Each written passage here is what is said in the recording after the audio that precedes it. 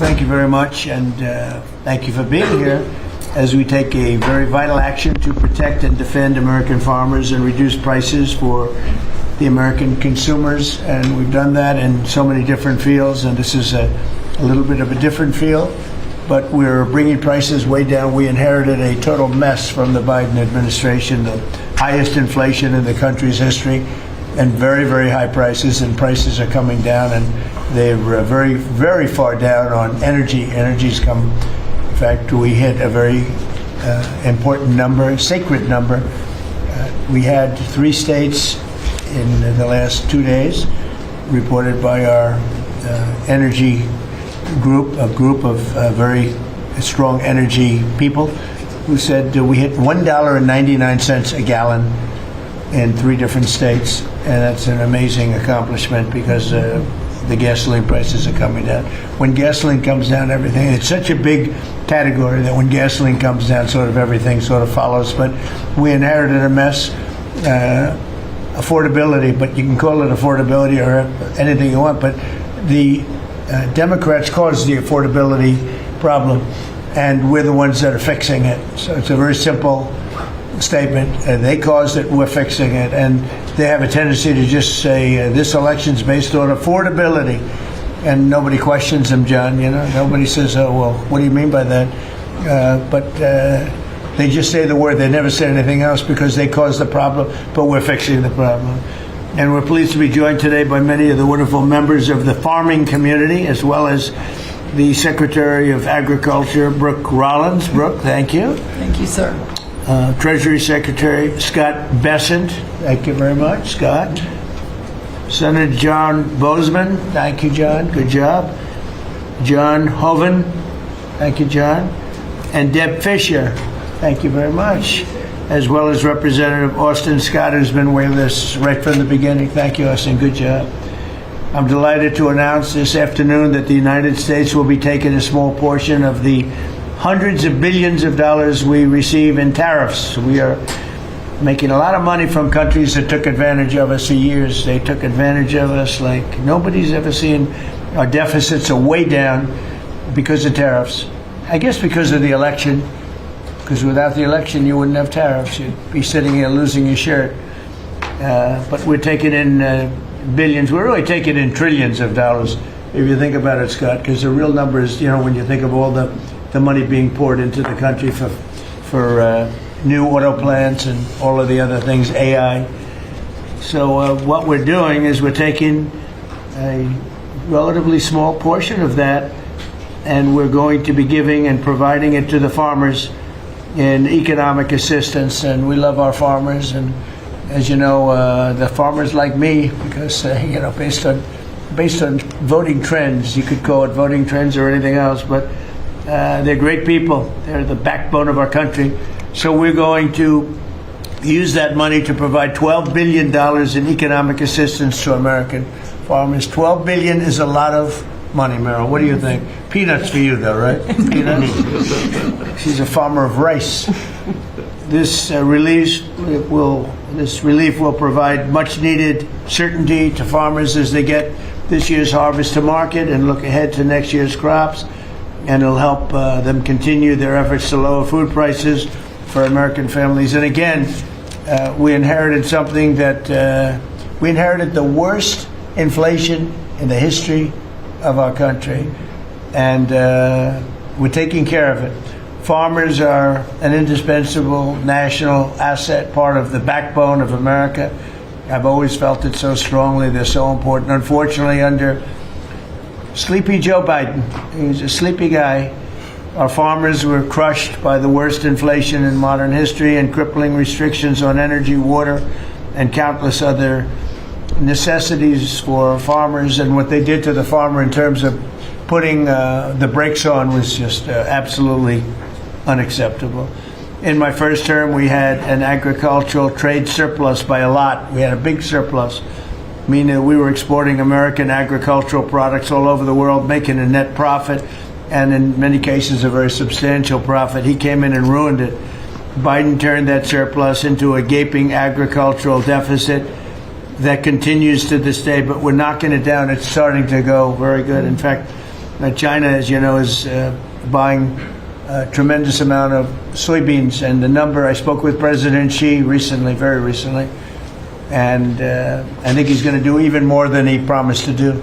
So I think the relationship is a very good one. I think he's going to do more than he promised to do, and what he promised to do is a lot. So we're very happy with that. In the last year, Biden bankruptcies rose by 55%, having to do with farms. So farm bankruptcies under Joe Biden went up 55%. That's not good. But now we're once again in a position where a president is able to put farmers first. But unfortunately, I'm the only president that does that. On day one, I terminated the Green New Scam. Energy prices are down. Gasoline prices are down. We've slashed record numbers of crippling regulations, and we're working on huge trade deals already, securing $60 billion in agricultural purchase commitments. And, Biden made none. He didn't make any trade deals having to do with the farmers or any of it. It's crazy. China committed. He was the worst president in the history of our country, by the way, in case anybody has any questions. China committed to over $40 billion of soybean purchases, and that's a commitment. And I asked President Xi if he could even up it, and I think he'll do that. I mean, not a commitment. The $40 billion is a commitment, but the soybean farmers are quite happy. Since my successful meeting in South Korea with President Xi, purchases have been made and soybeans are being exported out of the United States to China as we speak. And I say that our soybeans, I told this to President Xi, our soybeans are more nutritious than competitors. Somebody said, is that a Trump statement or is that real? In fact, you know who asked me that question? President Xi asked me that question. He said, really? I had never heard of it. And he was a food purchaser for a long time. But that's what I hear. And Japan agreed to $8 billion in purchases of corn, soybeans, ethanol, fertilizer, aviation, biofuel, and rice. Japan never bought rice from anybody else. It's like a very important thing to them. And they agreed to buy rice, okay? Absolutely. So I also proudly signed into law the largest tax cuts in history, and the one big, beautiful bill, the monumental tax relief bill that is benefiting very, very strongly, benefiting the American farmer. And I think also for farmers, we have, as you know, and we got this, the estate tax, or the death tax, as they call it, on farmers, on small businesses. You don't have to pay it anymore. A lot of farms would you love your children, and your children are great, and they want to be farmers, and you leave the farm and your children, and a lot of farms are sort of cash poor, land rich, cash poor, and the kids would go to the local bank or to any bank, and they'd borrow money to pay the estate tax, and they'd end up losing the farm. They go bankrupt, and a lot of debt too. Literally. Because they love their farm and they love their business and they love that way of life, they end up committing suicide. A lot of suicides. We have no more estate tax. How about that? Do you have children? I do. Well, let them know. Now, if you love your children, then it's good. If you don't love your children, you don't have to leave them anything. It doesn't matter what I just said. They're still young. I still love them. I have a feeling you love them. I still love them. I have a feeling you love your children. But the estate tax is a very big thing, so you don't have estate tax. You die, you leave your farm or whatever, or small business to your children, you don't have to pay estate tax. It seems to affect the farmer more than anybody else, because you can have a farm that's very valuable, and therefore you have to pay a big tax, but it's not a big value in terms of cash. Maximizing domestic farm production is a big part of how we will make America affordable again, and bring down grocery prices for American families. And again, these are prices that we inherited. When I left, we were doing incredible. In 4 years, what they've done to this country in so many, and not even mentioning the border and the criminals allowed into our country and all of the other. So I just want to say it's a tremendous honor being with you. I'd now like to ask Secretary Rollins to provide some of the details, followed by Secretary Bessent, Director of the National Economic Council, Kevin Hassett, Senator Bozeman, Representative Scott, and then we go to a couple of the farmers' representatives, but we'll all get involved a little bit. You can speak. Anybody is shy to speak in front of the press, and I don't blame you if that's the case. But farmers, Court Holub and Merrill Kennedy will say a few words also, and then we'll have a little discussion. Okay, Madam Secretary. Thank you to the greatest boss in the world for a long time now. It's just an honor to be here. I'm going to keep my comments very short because I really want to make sure that you and the world gets to hear from our farmers. So a couple of quick points. Number one, this country and our farm economy is facing a crisis that we inherited that most of these farmers have not seen in their lifetime. Profitability is down. It's just one crisis after another. When we came into office, sir, when you did and you were sworn in on January the 20th, as you mentioned, not one new trade deal had been struck in 4 years. The cost of inputs for our farmers, fertilizer up 36%, manual labor up 47%, interest rates up 73%. When you combine the cost of inputs for our farmers married to no new trade deals, and then you're facing an administration whose priorities were DEI, climate change, putting the farmer aside. I mean, it was an absolute war on agriculture and on our rural communities.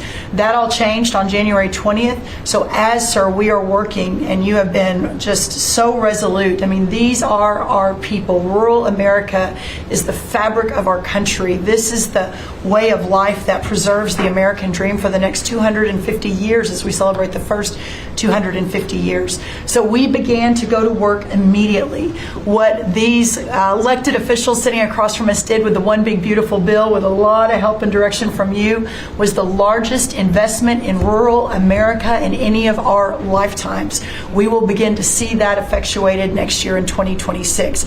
As we have fought to bring input costs down, you have talked about, and even this weekend did an executive order, signed one, on looking into the reason that so much of these costs have been driven up over and over. Equipment, again, fertilizer, seed, et cetera, et cetera. We have to make sure we understand why that is. And then the continuing of the additional trade deals across the world. And no longer will America be held and beholden to the regime of other countries' tariff infrastructure. Instead, we are moving our products out across the world.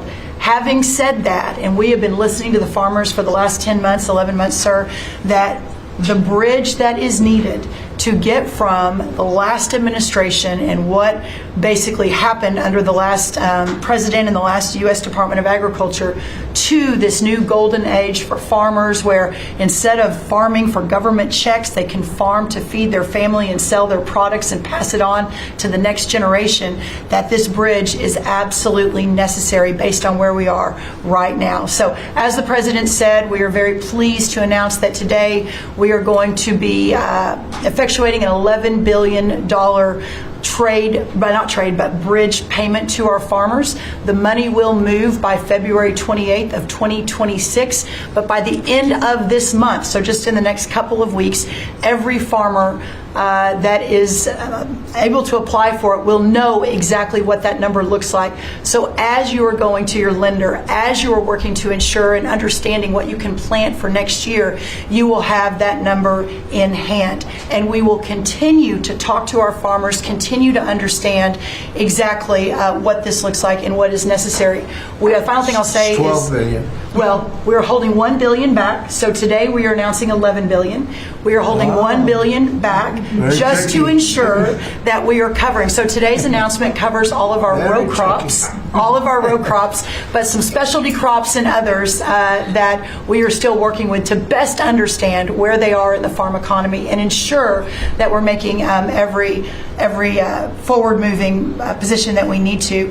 And then finally, as we move to this new golden age for agriculture and for rural America, as we continue to fight for these farmers and ranchers, their way of life, and those that are represented here represent hundreds of thousands of farmers across this country. Just know that this president, I have never been around anyone who every time we talk, he asks, how are my farmers? Every single time. So we will never stop fighting. We will make sure that we're doing everything we can to ensure the next 250 years is just as bright, if not brighter, than the last. So thank you, sir. Brooke. Thank you. And this money would not be possible without tariffs.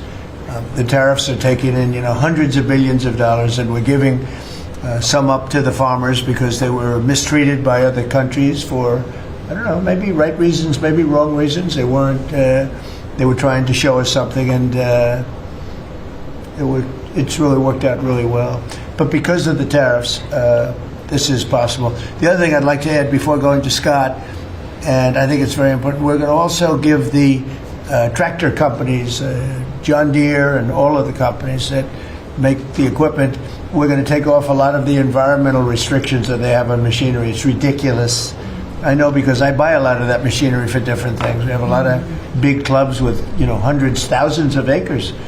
And I buy a lot of stuff, and you buy it, it's got so much equipment on it for the environmental, it doesn't do anything, except it makes the equipment much more expensive and much more complicated to work, and it's not as good as the old days.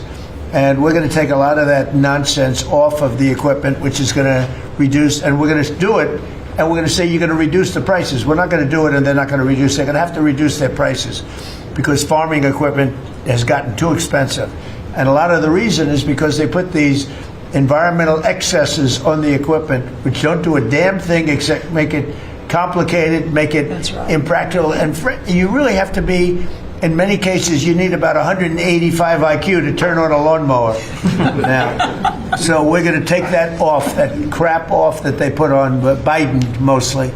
And we're going to take that off. So that's going to make that'll bring down the equipment prices a lot. That's right. And we're going to do that immediately. You're going to work with Lee Zeldin, who's not here. He's doing a fantastic job. And Lee is going to work that out. And that would be most of it. It's crazy. The machines, they're always under repair because they're so complicated that you can't fix them. The old days you used to fix it yourself. Now you can't do that. You have to be a PhD from, let's say, MIT. Okay, so we're going to get that done. Scott, please go ahead. Good. Thank you, Mr. President. Thank you to the farmers to join us today. And I will tell all of you here that either in person or when we are on a call with President Xi, the first thing the president asking for is more soybean purchases. We don't talk about geopolitics. We don't talk about trade. It's about soybean purchases. We don't even say hello. We immediately start. Soybean. We start with the soybean, please. Could you do a little? It's always could you do a little more? So, and I think President Xi has heard President Trump.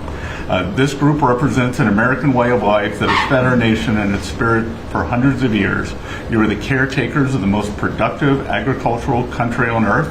You drive hundreds of billions of dollars in exports, support millions of jobs, and keep America's economy running strong. And this administration is committed to keeping it that way.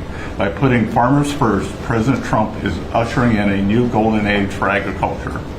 The President's $11 billion relief package for America's farmers comes at a critical time. These direct payments will give producers the breathing room they need to market this year's harvest and plan for next season. This serves as a liquidity bridge during a period of adjustment, supporting the strongest agricultural sector in the world. Add this to President's success in reining in Biden-era inflation, thanks to the administration's pro-growth policies, input costs like fuel and fertilizer are easing, and credit conditions are improving, interest rates are coming down, helping farmers prepare for the next harvest.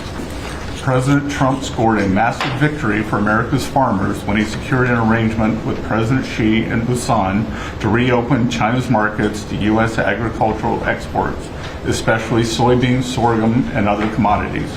Under this framework, China committed to purchase at least 12 million metric tons of U.S. soybeans this growing season, followed by a minimum of 25 million tons annually for the next 3 years. And it's not just China. At the President's direction, Treasury, USTR, and the Department of Commerce have secured supplemental purchases of U.S. agricultural goods in major trade agreements across the world to open new markets to America's farmers. The One Big Beautiful Bill also delivered transformative benefits for America's small farmers. It locked in full expensing for farm equipment and 100% expensing for farm structures built during the President's term. I believe Representative Scott and a group in the House, we were originally just going to do factories, and they called us and said, you need to do farm structures too, and the President said, we're all in. and it extended and enhanced much-needed relief from the punishing death tax, giving family farms greater certainty as they plan for the next generation. Mr. President, thank you for putting America first by putting your farmers first. Through pro-growth, pro-farm agenda, you are ushering in a new golden age of American agriculture, and Treasury is proud to help in this. Thank you, Scott. You know what we'll do? We're going to go a little faster because the last meeting we had was 3 hours. We're the most transparent group, so if we can go faster, it'll be great. And then we'll take some questions from the fake news. Is that okay? All right. Kevin, go real fast, Kevin. Yeah, I could go really fast, sir. Sir, the farm economy, you always ask me to just get a few numbers to put it in perspective. And as I've looked through the incredible performance of these people that work so hard and are such important people for keeping communities alive, the thing that struck me the most, because you and I were here in the White House during COVID, is that during those terrible COVID times, farm production didn't go down. Like these farmers, they went to work every day and they produced so much. But then Joe Biden came in, so we had COVID, and farm production didn't go down. And then Joe Biden came in and he really wrecked the farm economy. And so during Biden's term, 150,000 farms closed, sir. 150,000 farms closed after we went through COVID and we didn't have a problem. Now, why did we do it? Why were we able to do that? I'm going fast. The first is that, do you know that expenses for farms fell 5% while we were here because of all the things that we did, expensing and everything else? But under Joe Biden, they went up 13% because of all, the regulations, energy, everything else. But the thing that really jumped out at me the most is because you had high growth and low inflation. Interest expense for the farm economy fell $120 million per year while you were there in the White House. But under Joe Biden, it increased by $8 billion per year. And so you wonder why it is that we need this $11 billion, maybe $12 billion to build a bridge loan to America's farmers. It's because we know how to fix it, but there really was a hole that was dug in the previous administration. Thank you. Hope it's fast enough. Good. That was quick. That's good. Appreciate it. Senator? Please. Yes, sir. No, thank you so much. Thank you for convening us this great announcement and all your hard work for farmers. I think I was reading the clips, and I think yesterday you talked about, Mr. Secretary, about farmers needing certainty, and which is so true. This bridge note is one of those things that provides certainty. I also, as I was reading that, thought to myself, the one thing that farmers can be certain of is the fact that you've got their back, and you proved that through the years in the last administration and now this. I was giving a presentation to the Senate a while back, and I was talking about us having the cheapest, safest food supply of any place in the world. It's not just about the farmers in rural America. And so Marco Rubio was sitting by me prior to coming over here and becoming the great Secretary of State. But he punched me and said, "John, always remind him," he was head of the Committee on Intelligence. And he punched me. He said, "Always remind them, food security is national security." So this is important for so many different reasons. And again, I appreciate you for recognizing that, not only now, but when you were campaigning in your first election, how you treated the farmers in your first administration, and now stepping up. So we look forward to helping you. If we need some additional help, looking to Congress or whatever, we'll be there for you. So We're taking in so much money with the tariffs now that it's such a pleasure.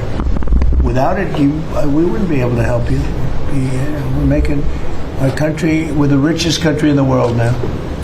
And, we have a big decision. Hopefully we're going to get the right decision. It's such a big thing in the Supreme Court right now. We have a lot of bad people opposed to us, people that hate our country. Other countries are involved, some real sleazebags that I know, political sleazebags. And they're trying to take that away from us. And we have other methods, but they're not as powerful. They're not as quick. Some of the wars that I solved wouldn't have been solved using those methods. So it's a very important thing, the tariff. The decision of the Supreme Court's a very important thing. And Scott, we can do it other ways, but it's slow and it's cumbersome, and it doesn't have the power. It doesn't have the national security power that what we have. So I hope we're going to be successful. That's all I can tell you. Austin, please. Thank you, John.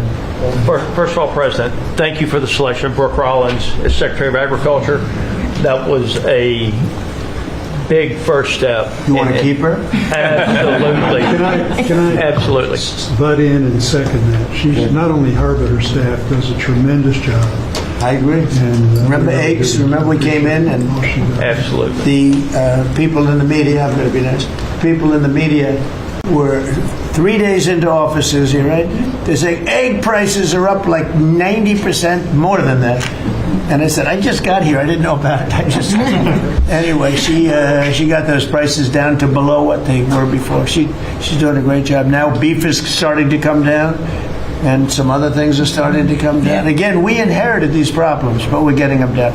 Go ahead, please. She's a fact-based decision maker, and the egg issue is where I learned about her. She said, we're not going to use a vaccine that doesn't work. We're going to develop a vaccine that does. Right. And that is 100% what it takes. And so we have to make decisions based on facts.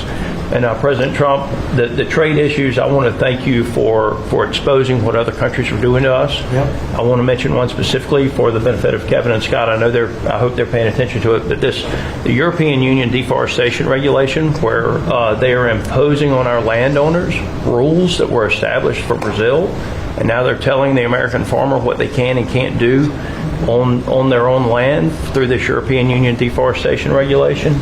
What does it tell? Explain that. They are telling the American farmer that if their timber is cut and they are going to use that land for pasture land or for production agriculture, that they will not take the timber or the byproducts from the sale of that timber. And I have talked with James a little earlier about we need to make it clear to Europe, Mr. President. If you can give me a 2-paragraph statement on that, I will give that to them, and they will do what they have to do. Yes, sir. We're always helping them, and they do this kind of stuff. And they pass little regulations that cost billions of dollars. It takes them 2 minutes to do it. They do it. Very tough. No good. You give me a couple of paragraphs. That's all. We don't have to do a lengthy study, and I'll get that changed fast. Okay? Thank you very much, President. We love you. It's incredible. It's incredible. I mean, every day it's something else. A country that can't feed itself doesn't know what freedom is. And so thank you for making sure that our farmers have the tools that they need so that we as a country can feed ourselves. Well, just what you said to me about, the European Union. Now, that guy's the European Union, right? We have to be able to act quickly with tariffs. We can't just, go to a committee, go to a study that takes 7 months and talk. We got to be able to act quickly. So thank you very much. Thank you. Yeah. John? So, thank you. I think that's the message from Farm Country is thank you very much. In the Working Family Tax Relief Act, or as my young staffers call it, OB3, there is a tremendous amount for farmers and ranchers. You mentioned the credit as far as estate tax, which is so important. You analyzed it just right. But also in there, we enhanced ARC and PLC, which is a countercyclical safety net, thanks to the strong leadership of Senator Bozeman and our colleagues in the House. But we also included the Farmer Act, which was my bill to make crop insurance more affordable. These tools will kick in next year, Mr. President, in a big, big way for our farmers. Big time. And people aren't even really looking at it yet. But it's going to be a very big deal. So today is all about bridging to get there. And I want to thank Secretary Bassett and Jameson Greer. They're tremendous. And they're negotiating hard out there for farmers and ranchers. And I know it's because you're setting the tone. But this is that bridge. And so we need to come back to Secretary Rollins. Thank you. Your leadership on this was vital. And Mr. President, you're right, they love you in Farm Country out there. All you have to do is drive out and see the flags and signs all over the field. On the hay bales, right? It's a great honor. They're great people, the best people. This is really important. Really important for our farmers and ranchers. Thank you very much. You're doing a great job too, John. Thank you. And whatever we need, we get through the Senate, we get through the House, we'll get it done. I think we'll start maybe with Court Hollop, and you come from Yeah. a place that I'm very happy with. I hail from the great state of Iowa. I'm surrounded here by some of the greatest farmers in the area, and from across the country. Anything from rice farmers, we've got all sorts of cotton farmers, everything. Everything is here represented so well. And first off, from me, I want to say thank you for this bridge payment. It's Christmas early for farmers. And just to kind of have an icebreaker here for the story, I've got a 2-year-old little boy at home. 2-year-old little boy and a 4-month-old little girl. And the other day I was reading my little boy a story at night, putting him to bed, and he said, "Daddy, I don't want Santa Claus to come to our house for Christmas. I want President Trump." and I think, Mr. Trump, I think you brought Christmas to farmers. With this bridge payment, we'll be able to farm another year, help us get by. It's such an honor to be here with you. I lost my grandfather and a hard hand in 2002 in a farming accident. And he instilled in me at an early age to love the land, to take pride in what we do. Was that a machine accident? It was a machine accident. And it gets in your blood to farm. It's in our blood. Despite what happened, I want my 2-year-old to farm. I want my 4-month-old daughter to have an opportunity. And what you're doing here in D.C. is working. You have a backbone to stand up to other countries for trade. You're getting things done. Tax provisions. I'll be able to potentially pass on a farm to my children because of you. Ethanol. You're working for ethanol. Trying to get E15 year-round. We're dealing with California, Prop 12. Let's continue to work on that. I think we can have a lot of domestic product used here in the country, and we can keep America first. And you're good at that. That is who you are. And if we keep that E15, you could have the biggest. E15 is a big deal? E15 is a great deal, year-round. Okay. You could have the biggest stamp. I did that. Trump did that, and we would thank you. Farmers would love you more than anything if we could continue that. Continue to use domestic product, use the byproducts, and even be able to export to other countries. And so what you've done here, and just having us here in the White House with you, sitting beside the Secretary and all these other great individuals here, what a true honor. And I will take pride in this meeting, and I will take this home for many generations to come. And because of what you're doing, hopefully them generations can stay on the Whole of Land farm. Well, we're going to bring you into the Oval Office when we're finished, okay? The farmers, nobody else, just the farmers. And we'll take some pictures. Our representatives also. Okay? We have to look at them because they're doing a great job, John and Austin. We appreciate it. You're doing a great job. Meryl, go ahead, please. Tell us about rice. Rice. Well, thank you, first of all, for inviting me here. And my friend, the secretary, you have an incredible lady right here. She really is. Along with being a mother of 3 and a wife, I run my family's agribusiness, Kennedy Rice Mill, in a little town called Moraige, Louisiana, about 1,000 people in the northern part of the state.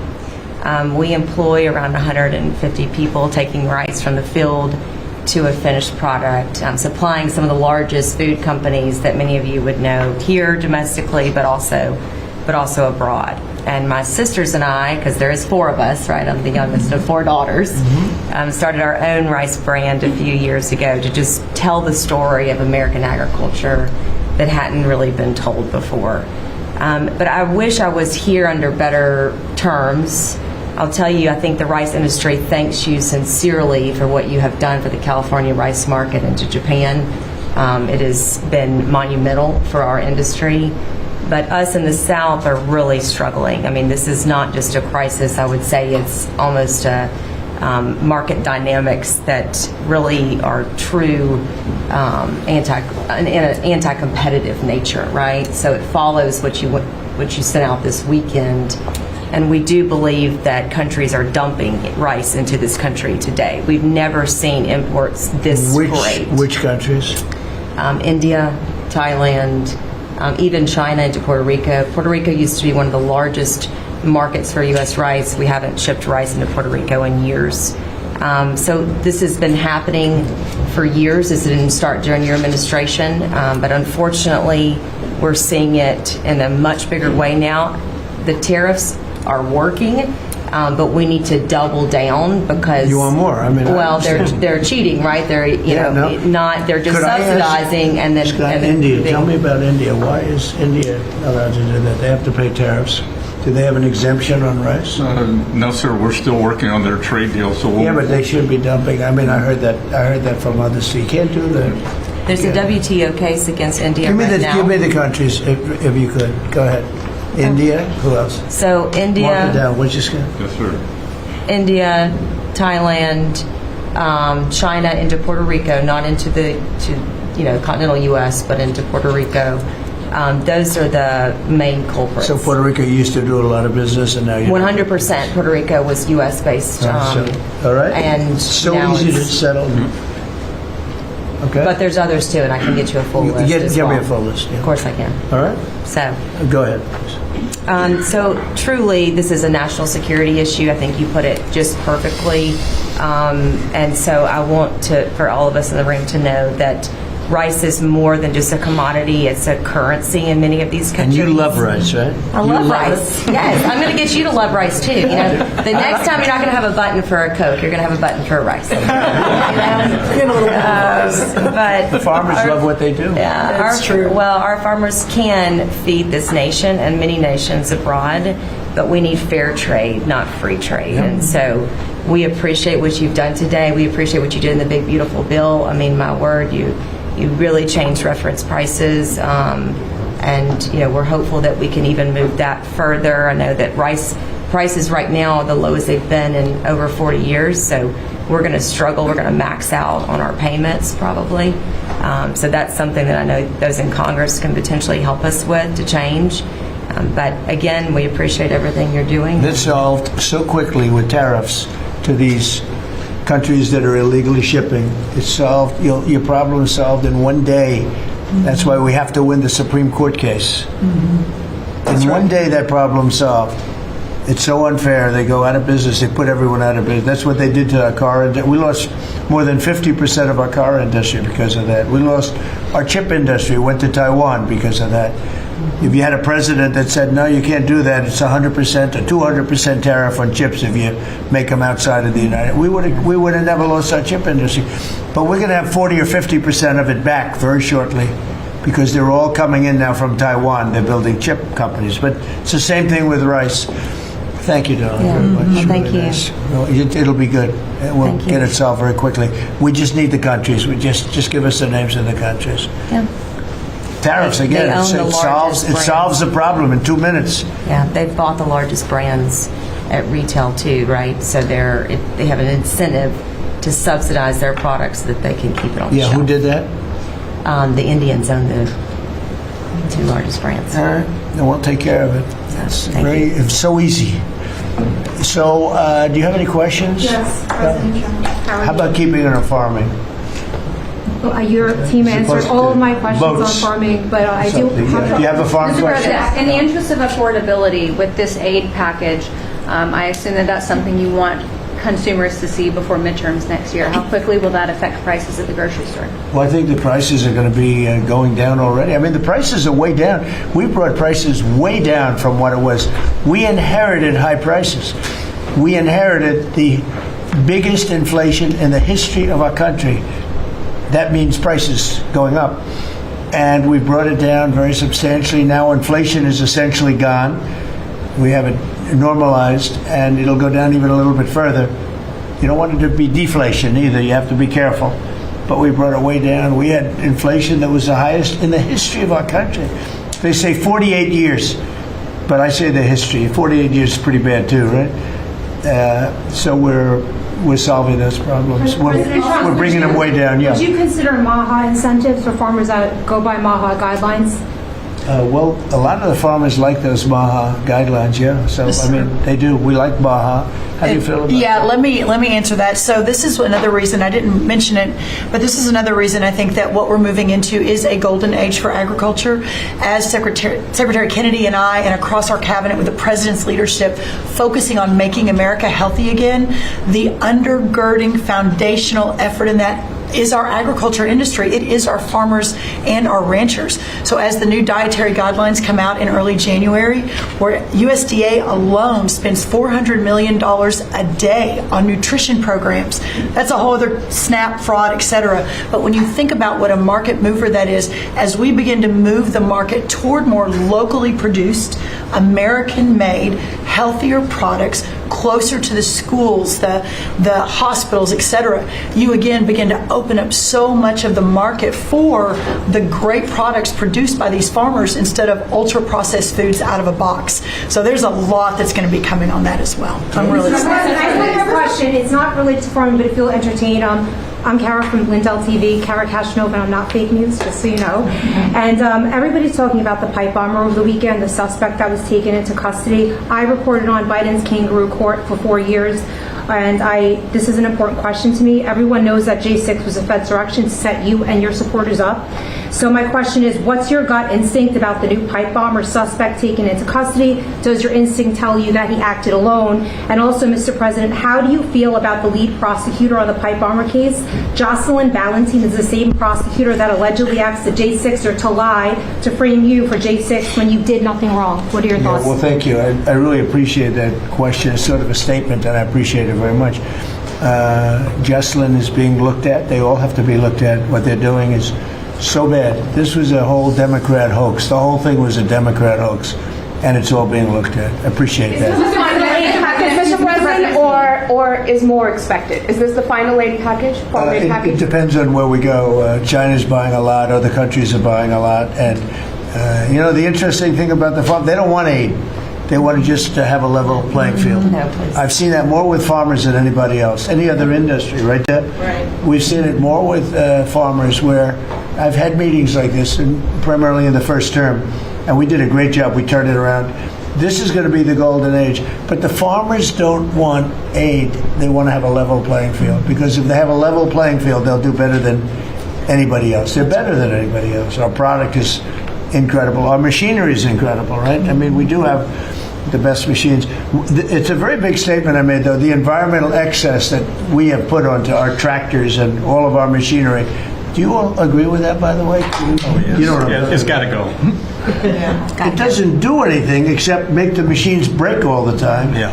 And I must say, I like to buy old machinery. I said, buy old. Yes. Because it's better. The new stuff is terrible. It never works. Never works. Mr. President, you said you would have Here we go. Listen to Mr. this President, one. you said you would have no problem with releasing the full video of that strike on September 2nd off the coast of Venezuela. Secretary Hegseth I now didn't say says that.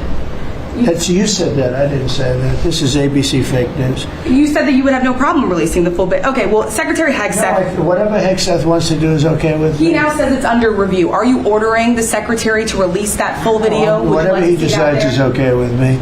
So every boat we knock out of the water, every boat, we save 25,000 American lives. That was a boat loaded up with drugs. I saw the video. They were trying to turn the boat back to where it could float. And we didn't want to see that because that boat was loaded up with drugs just like everything else. But every boat we shoot down, and I don't know if you know, we're 92 or 94% down in drugs coming in by the sea. And we're trying to find who are the 6%. Because I don't know, people aren't liking to drive boats right now loaded up with drugs. But every single, think of that, every single boat we shoot out, on average, we save 25,000 American lives. Do you feel okay about that, Court? Keep us safe. Okay, I know my man. What about you, Bill? Are you okay with that? I'm totally fine with Are you that. committed to releasing the full video? Didn't I just tell you that? You said that it was You're up the to most Secretary Hegseth. obnoxious reporter in the whole place. Let me just tell you, you are an obnoxious, a terrible reporter, and it's always the same thing with you. I told you, whatever Pete Hegseth wants to do is okay with me. Mr. President, And I just have a quick question. There's at least 20 House Republicans who have either said they're going to retire or not run again. Do you have any concerns about the And Democrats Right. also. Do you have But any why don't you mention them? How many Democrats are going to retire? How many Democrats? Well, that's what I was going to ask. No, you. but Do why have don't you any tell me the number of concerns? Democrats too? You tell Are me you about. concerned about the narrow margins? And No, I'm not concerned. I think we're going to do well. Among them, and We will have the National greatest candidate economy. Blakeman, who you know as well, is considering running for We're going to have the governor. greatest economy in history. How many Democrats are retiring? How come you only know the Republicans but not the Because Democrats? I came prepared to ask you a question about. No, you're the head of- unprepared because you should know the Democrats. You're totally unprepared. Go ahead. Well, can I ask a quick follow-up Who you with? about? Who you with? I'm with New York Newsday, and I also have a quick follow-up. Congresswoman Elise Stefanik is among those who is running for She's New York great. governor.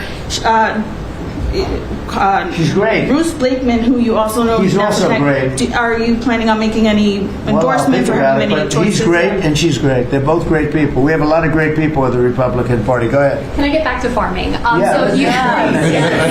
So you talked about the profitability issue, the machinery playing a role in that. I know fertilizer plays another role in that. A lot of that, the way I understand it, it comes in from Canada, different countries like that. What are we doing to bolster domestic fertilizer production to help make that more affordable? And then I think that will transition Well, one down of the the things, pipeline. a lot of it does come in from Canada.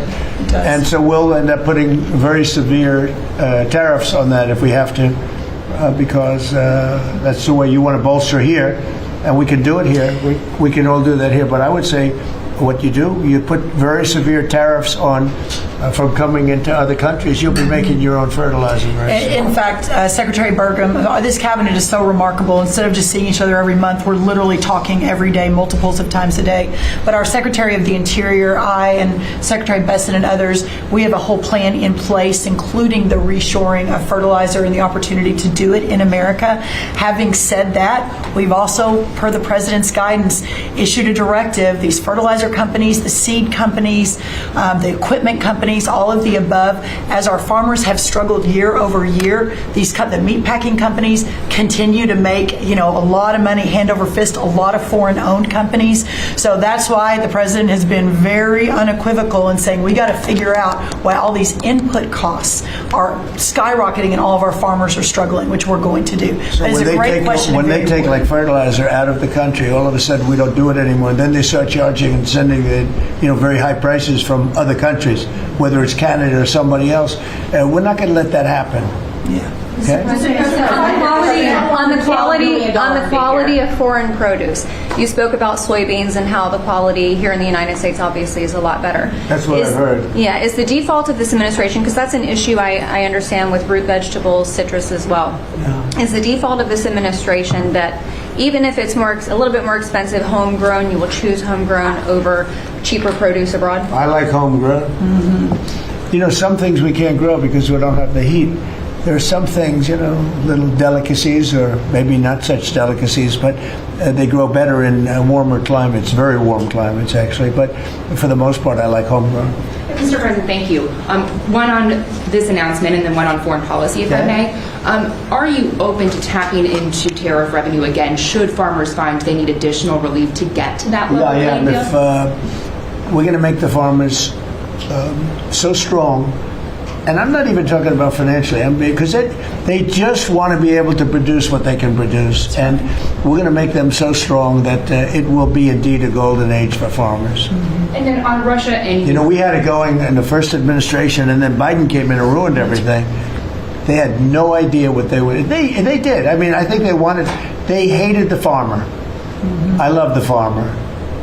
That's why I got 94% of the vote from the farmers, but they hated the farmers. I love the farmers. Go ahead. And then on Russia and Ukraine, obviously your administration has been having talks with each side. Given that there is no peace deal at this point, will your administration stay engaged in those talks to effort a peace deal? We just want to see people stop from being killed. We don't, as you know, Joe Biden gave them $350 billion.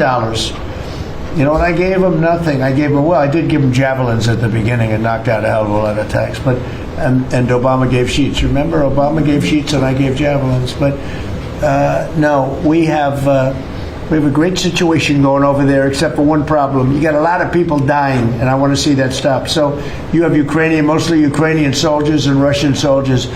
Last month, 27,000 soldiers died, mostly soldiers. A few people from the dropping of a missile in the middle of Kiev or wherever, which is a terrible thing.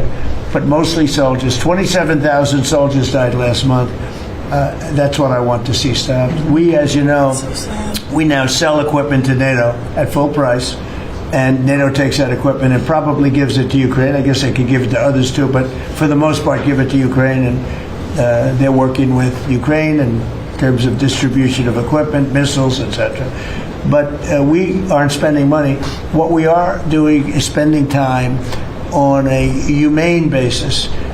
We want to see if we can stop the killing of 27. It would have never happened. This war would have never happened if the election weren't rigged. If I were president, this war would have never happened. President Trump, if you could pick anything. The soybean purchases. You've talked a lot, obviously, about China's soybean purchases. Some lawmakers from North and South Carolina have raised concern that U.S. tobacco farmers were told that China would not purchase flu-cured tobacco this year. Has that come up in your conversations at all? But we're doing well. The tobacco people, because of the deals I made, they're doing very well. But that could be, if it's the case, I can get it solved very quickly. President Trump, let us know how you settled on this $12 billion or $11 billion plus one more $billion figure. We looked at how they were hurt, to what extent they were hurt. We did a very, steady progression of charts, and we figured out a very exact number, and it was about $12 billion. Okay. President Trump, if you had one Christmas wish for America besides making American farmers great again, what would it be? I would say very simply, I go by a statement. When people ask that question, remember that question was asked to Ted Kennedy, and they said, "Well, what are you going to do to make America great?" And he couldn't answer the question. I have a very simple. We're going to make America greater than ever before, and we're going to do it through a series of tariffs, intelligent taxes, and incentives. And our country has never been stronger. We've never had anything like coming in. We have $18 trillion coming into our country right now. There's never been anything like it. And if you ask me that, I'll say I just want to keep doing what I'm doing, because there's never been anything like it's happened. Do you support the biggest number ever in history was $2 trillion, and we're at $18 trillion. This is money pouring into our country on building car plants, on building AI plants.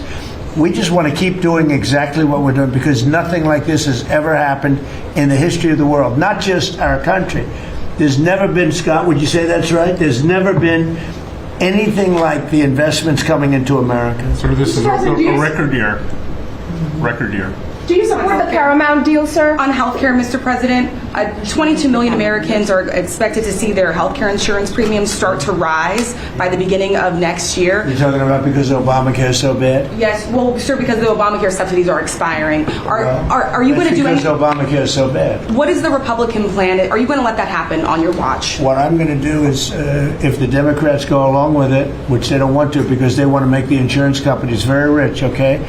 I want the money to be paid to the people to go out and buy their own health care instead of paying to the insurance companies. Their stock has gone up 1,700% in a short period of time. Did you know that? 1,700. You wish your corn went up, right? But the insurance companies' stock has gone up by 1,700%, 1,800%. They're taking in trillions of dollars. I don't want to pay the insurance companies anything, and I know a lot of them, but they're owned by the Democrats, and the Democrats have... Obamacare is a setup to make insurance companies rich, and I want to pay the people, and I want the people to go out and buy their own health care. And that's what we want to do, and that's what the Republicans want to do, because Obamacare is a disaster. And I said it 5 years ago, 4 years ago, 3 years ago. It was always a disaster. It's bad health care that's too expensive for people. And now your premiums, and you said it better than I said it. You said the Obamacare premiums are going to go up. They're going way up. And what I want to do is have the money. And you know who's getting that money? A lot of it is the insurance companies. I want the people to get the money and go out and buy their own health care. And everybody wants that. Right? Okay. When Mr. President put that bill on the floor, sir. Do you have any reaction on the fine that was imposed to X by the European Union? For what? To X, to the platform X, defining Wow, the that was European pretty Union. amazing. You're talking about, is that European Union or is it, who did that? European Union or UK? The European Commission. Whoa, that's a nasty one. Do you I don't consider it know. an attack? Elon has not called me to ask for help on that one. But no, it's a tough thing. I don't think it's right. No, I don't think it's right. I don't see, how they can do that. No, I'm not. I'll speak about it later. I'm going to get a full report on it. Look, Europe has to be very careful. They're doing a lot of things. We want to keep Europe.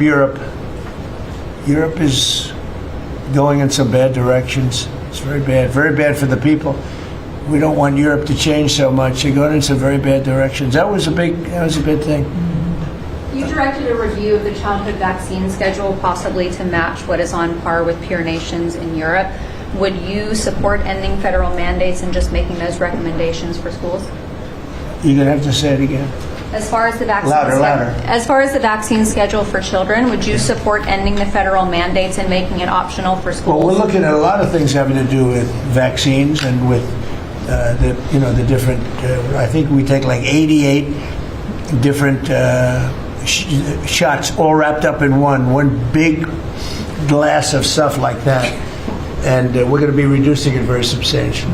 Do you support the Paramount It'll be safe, bid, Mr. President? but we're going to be reducing it very Do you substantially. support the Paramount bid for Warner Brothers that I came don't this know morning? enough about it. You spoke about Netflix last night, saying you have concerns about them. I know the companies very well. I know what they're doing, but I have to see what percentage of market they have. We have to see the Netflix percentage of market, Paramount, the percentage of market. I mean, none of them are particularly great friends of mine.